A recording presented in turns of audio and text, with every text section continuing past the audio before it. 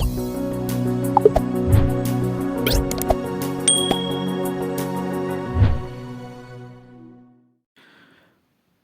Evening दोस्तों, स्वागत है आपका हमारे यूट्यूब चैनल नर्सिंग हट में। और हमने सीरीज स्टार्ट की थी 1000 मोस्ट इम्पोर्टेंट क्वेश्चंस की, और उसी सीरीज का सेकंड पार्ट हम आपके लिए लेकर आए हैं आज। और आपको बताना चाहते हैं कि पिछली जो क्लास हुई थी उसमें लास्ट के कुछ क्वेश्चंस में वीडियो में कुछ इंटरप्ट्स आ गया था। वीडियो बड़ी होने के कारण यहाँ अपलोड करने में थोड़ी प्रॉब्लम हो रही है।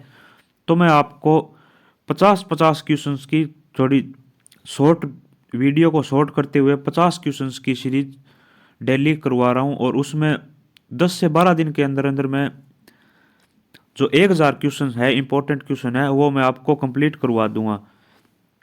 तो क्लास को ज़्यादा से ज़्यादा शेयर करें, हमारे चैनल नर्सिंग हट को सब्सक्राइब करें। तो शुरुआत करते हैं आज के क्वेश्चन की।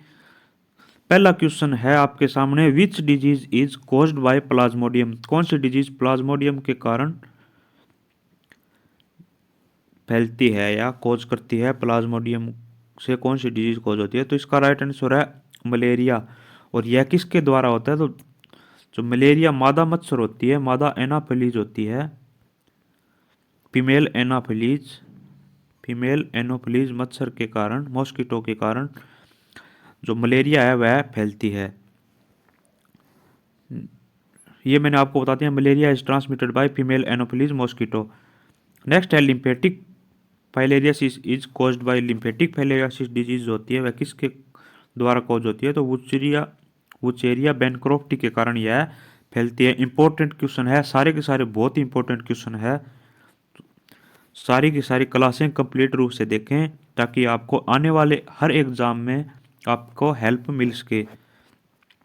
नेक्स्ट क्वेश्चन है, बॉर्डेटुला पर्टुसिस इज कॉज्ड बाय, यानी बॉर्डेटुला पर्टुसिस जो होता है उसके कारण क्या कॉज होता है? तो वूपिंग कप उसके कारण कॉज होता है। इसको 100 डे कप के नाम से भी जाना जाता है। वूपिंग कप को 100 डे कप के नाम से भी जाना जाता है। बॉर्डेटुला पर्टुसिस के कारण, जो पर्टुसिस डिजीज होती है उसके कारण वूपिंग कप, और इसको 100 डे कप के नाम से भी जाना जाता है। पर्टुसिस डिजीज किसके द्वारा कॉज होती है? तो बॉर्डेटुला पर्टुसिस के कारण।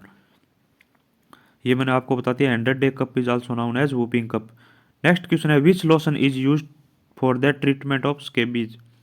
कौन सा लोशन होता है जो कि स्केबीज को ट्रीट करने के लिए यूज किया जाता है? तो इसका राइट आंसर है प्रेमेथ्रिन 5% जो होता है। इंपॉर्टेंट क्वेश्चन है, बहुत बार एग्जाम में ये क्वेश्चन पूछा जाता है। नेक्स्ट क्वेश्चन है, पेडिकुलोसिस कॉर्पोरिस कॉज्ड पेडिकुलोसिस इन, यानी पेडिकुलोसिस कॉर्पोरिस जो होता है वह पेडिकुलोसिस कहाँ पर होता है? तो बॉडी में जो होता है उसको पेडिकुलोसिस कॉर्पोरिस बोला जाता है। इंपॉर्टेंट क्वेश्चन है, ये भी एग्जाम में काफ़ी बार पूछा गया है और आगे भी पूछा जा सकता है। नेक्स्ट क्वेश्चन है, hydrophobia is caused by which virus. Hydrophobia किस में देखने को मिलता है? तो रेबीज में देखने को मिलता है। रेबीज में हाइड्रोफोबिया देखने को मिलता है। और यह कौन से वायरस के कारण होता है? तो रेबीज एक खुद एक वायरस है और यह लाइसा टाइप का वायरस होता है। रेबीज वायरस की शेप क्या होती है? तो यह बुलेट शेप का वायरस होता है। जो गोली होती है, बुलेट जो होती है उसके शेप का यह वायरस होता है। नेक्स्ट क्वेश्चन है, RNTCP is a national programme for which disease. RNTCP कौन से डिजीज प्रोग्राम के लिए है? तो इसका राइट आंसर है टीबी। RNTCP की फुल फॉर्म क्या है? रिवाइज्ड नेशनल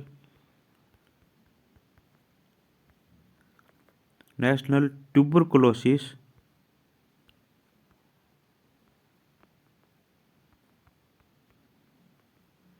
कंट्रोल, एग्जाम में पूछा जाता है ये, कंट्रोल प्रोग्राम। यानी टीबी की RNTCP revise national tuberculosis control programme exam में बहुत बार पूछा जाता है। इसकी फुल फॉर्म भी पूछी जाती है और किससे रिलेटेड है? तो है ट्यूबरकुलोसिस से रिलेटेड है। नेक्स्ट क्वेश्चन है, IDSP was launched in. IDSP कब लॉन्च किया गया था? तो IDSP जो होता है वह लॉन्च किया गया था 2004 में। और IDSP की फुल फॉर्म क्या होती है?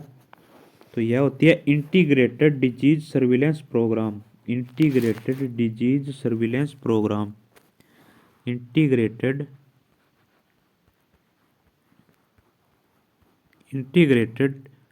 डिजीज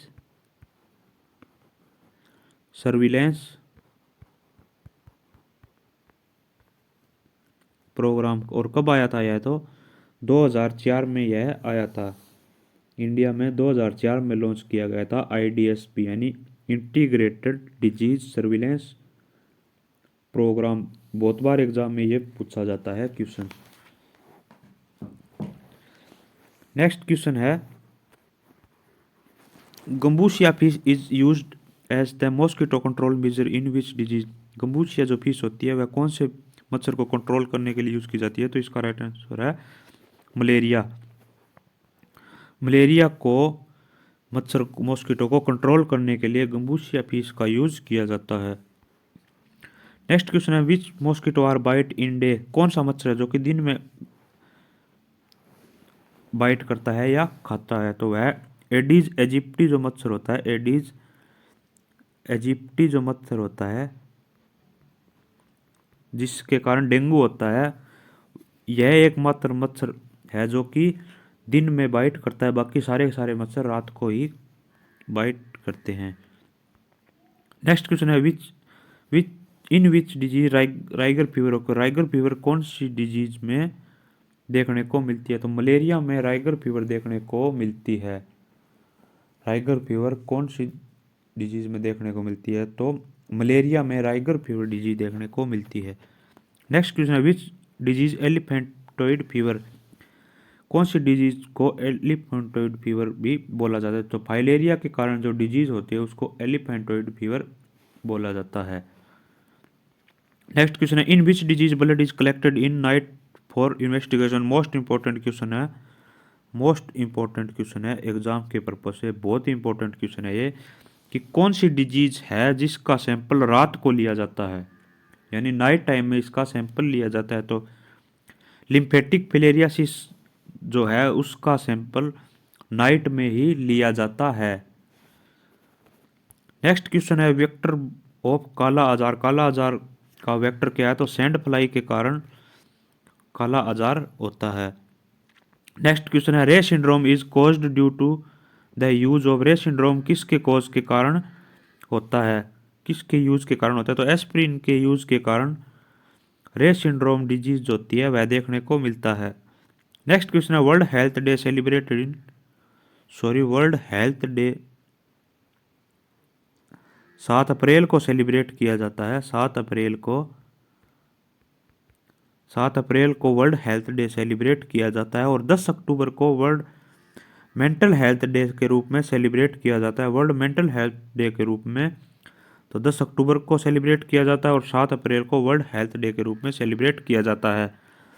नेक्स्ट क्वेश्चन है, dots therapy is use in. Dots therapy किस में यूज की जाती है? तो ट्यूबरकुलोसिस में डॉट्स थेरेपी का यूज किया जाता है। डॉट्स की फुल फॉर्म क्या है?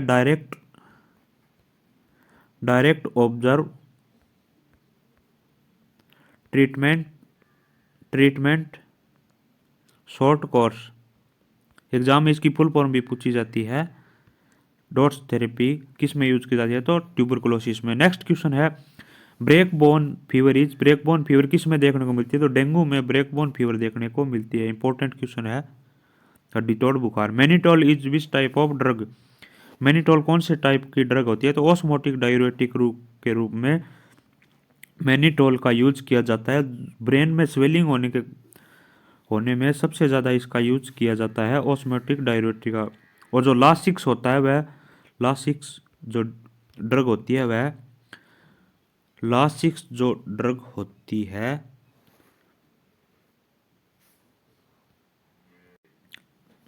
जो लासिक्स जो ड्रग होती है जो जिसमें पुरुषेमाइड आता है वह लूप डायूरेटिक के रूप में यूज की जाती है यूरिन पास आउट कराने के लिए। लूप डायूरेटिक का यूज किया जाता है वह लासिक्स जो होती है पुरुषेमाइड। नेक्स्ट क्वेश्चन है, in which disease patient walk bent posture. Walk bent posture कौन सी डिजीज में देखने को मिलती है? तो चिकनगुनिया में वॉक बेंट पोजीशन देखने को मिलती है। नेक्स्ट क्वेश्चन है, BCG vaccine used in which disease prevention. BCG का वैक्सीन होता है कौन सी डिजीज को प्रिवेंट करने के लिए यूज किया जाता है? तो बीसीजी जो होता है बैसिलस कालमेट ग्यूरिन, इसकी फुल फॉर्म होती है बैसिलस कालमेट ग्यूरिन, जो कि ट्यूबरकुलोसिस को प्रिवेंट करता है। नेक्स्ट क्वेश्चन है target of elimination of TB which year? Tuberculosis को कौन सी ईयर में एलिमिनेशन करने का टारगेट रखा गया? तो 2025 तक ट्यूबरकुल को एलिमिनेट करने का टारगेट रखा गया। इंपॉर्टेंट क्वेश्चन है, एग्जाम में पूछा जा सकता है। नेक्स्ट क्वेश्चन है BCG vaccine store temperature of? BCG vaccine को कौन से टेम्परेचर पर स्टोर किया जाता है? 2 से 8 डिग्री सेंटीग्रेड पर बीसीजी वैक्सीन को स्टोर किया जाता है। नेक्स्ट क्वेश्चन है इन विच डिजीज अकर्ड सूडोमेम्ब्रेन? सूडोमेम्ब्रेन कौन सी डिजीज में देखने को मिलती है? तो डिप्थीरिया में सूडोमेम्ब्रेन देखने को मिलती है। और डिप्थीरिया किसके कारण होता है? तो कॉर्निबैक्टीरियम डिप्थीरी के कारण यह डिजीज देखने को मिलती है। इसमें बुल नेक भी देखने को मिलती है, बुल नेक, बुल नेक बोला जाता है। सूडोमेम्ब्रेन स्वेलिंग आ जाती है गले के अंदर, नेक में। Next positive organism of diphtheria, मैंने आपको बताया कॉर्निबैक्टीरियम डिप्थीरी जो होता है वह पॉजिटिव ऑर्गेनिज्म होता है डिप्थीरिया का। नेक्स्ट क्वेश्चन है Koplik spot are seen in? Koplik spot किस में देखने को मिलती है? तो मिजल्स में कॉप्लिक स्पॉट देखने को मिलती है। कॉप्लिक स्पॉट मिजल्स में देखने को मिलती है। और मिजल्स को रूबेला भी बोला जाता है, रूबेला। नेक्स्ट क्वेश्चन है route of administration of DPT vaccine? DPT vaccine का रूट ऑफ एडमिनिस्ट्रेशन क्या है? तो इंट्रामस्कुलरली डीपीटी का वैक्सीन लगाया जाता है, इंट्रामस्कुलरली, डिप्थीरिया, पर्टुसिस और टेटनस।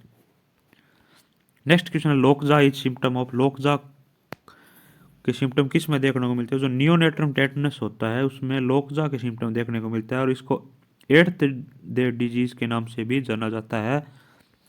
सबसे ज़्यादा बार की पूछे जाने वाला क्वेश्चन है कि एट्थ डे जो डिजीज होती है वह कौन सी होती है? तो नियोनेट्रम टेटनस को एट्थ डे डिजीज के रूप में जाना जाता है। मोस्ट इंपॉर्टेंट क्वेश्चन है ये। नेक्स्ट क्वेश्चन है first sign of neonatal tetanus का फर्स्ट साइन क्या होता है? तो अनेबल टू सक, बच्चा सकिंग करने में अनेबल होता है, फर्स्ट साइन होता है नियोनेटल टेटनस का। ये भी एग्जाम में पूछा जा सकता है फर्स्ट साइन। नेक्स्ट क्वेश्चन है in which year was India declared polio free? India में इंडिया को पोलियो फ्री डिक्लेयर कब किया गया था? तो इसका राइट आंसर है 2014 में इंडिया को पोलियो फ्री डिक्लेयर किया गया था। और 2011 में इसका लास्ट केस देखने को मिला था इंडिया में। नेक्स्ट क्वेश्चन है last case of polio was reported in? 2011 में इसका लास्ट केस देखने को मिला था। Next question route of administration of polio virus? Polio virus का रूट ऑफ एडमिनिस्ट्रेशन क्या है? कौन से रूट के द्वारा पोलियो फैलता है? तो इसका राइट आंसर है पिको ओरल रूट। और जो ड्रग्स होती है उसका रूट क्या होता है? तो ओरली ज़्यादातर ड्रग दी जाती है पोलियो वायरस की, ओरली ड्रग के रूप में दिया जाता है, 2 बूंद, 2 ड्रॉप्स। नेक्स्ट क्वेश्चन है incubation period of polio virus? Polio virus का इंक्यूबेशन पीरियड क्या है? 7 से 14 दिन, 7 से 14 दिन होता है पोलियो वायरस का इंक्यूबेशन पीरियड। और इंक्यूबेशन पीरियड किसको बोला जाता है? तो entry of virus in body, entry of virus in body, यानी वायरस की बॉडी में एंट्री होना, एंड इरप्ट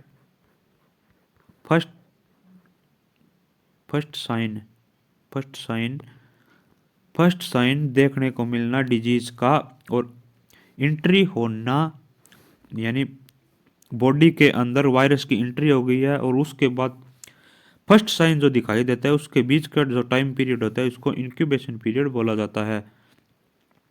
नेक्स्ट क्वेश्चन है polio vaccine can be stored at 2 से 8 degree for how many days? कितने दिन तक 2 से 8 डिग्री टेम्परेचर पर पोलियो वैक्सीन को स्टोर किया जाता है? बहुत ही इंपॉर्टेंट क्वेश्चन है, एग्जाम में पूछा जा सकता है। तो 180 दिन तक पोलियो वायरस को, जो पोलियो वैक्सीन होता है उसको स्टोर किया जा सकता है 2 से 8 डिग्री टेम्परेचर पर। नेक्स्ट क्वेश्चन है in which disease Koplik spot occur? Koplik spot कौन सी डिजीज में देखने को मिलता है? तो मिजल्स में कॉप्लिक स्पॉट देखने को मिलता है। नेक्स्ट क्वेश्चन है SSPE, इसके एग्जाम में फुल फॉर्म पूछी जा सकती है subacute sclerosing panencephalitis is complication of disease. जो मिजल्स की है कॉम्प्लिकेशन होती है और इसकी फुल फॉर्म पूछी जाती है, और यह एक रेयर कॉम्प्लिकेशन होती है। मिजल्स की सबसे रेयर कॉम्प्लिकेशन कौन सी है, तो SSPE जो कॉम्प्लिकेशन है वह रेयर कॉम्प्लिकेशन है। नेक्स्ट क्वेश्चन है another name of serum hepatitis. Serum hepatitis का अदर नेम क्या है, तो हेपेटाइटिस बी को ही सीरम हेपेटाइटिस बोला जाता है। नेक्स्ट क्वेश्चन है इन्फेक्शियस हेपेटाइटिस किसको बोला जाता है, तो हेपेटाइटिस ए जो होता है इसको इन्फेक्शियस हेपेटाइटिस बोला जाता है, और यह जो हेपेटाइटिस ए एंड ई जो होता है वह फिक्को ओरल रूट के द्वारा फैलता है। फिक्को ओरल रूट के द्वारा फैलता है। नेक्स्ट क्वेश्चन है पोस्ट ट्रांसफ्यूजन हेपेटाइटिस किसको बोला जाता है, तो हेपेटाइटिस सी को पोस्ट ट्रांसफ्यूजन हेपेटाइटिस भी बोला जाता है। इंपॉर्टेंट क्वेश्चन है। नेक्स्ट क्वेश्चन है amplifier host of Japanese encephalitis का एम्पलीफायर होस्ट क्या है, किसके कारण सबसे ज़्यादा देखने को मिलते हैं, तो जो पिग होता है सुअर होता है उसके कारण जापानीज इंसेफेलाइटिस होता है ह्यूमन में। नेक्स्ट है father of Indian surgery. Indian surgery का फादर किसको बोला जाता है, सुश्रुता को फादर ऑफ इंडियन सर्जरी बोला जाता है। इंपॉर्टेंट क्वेश्चन है।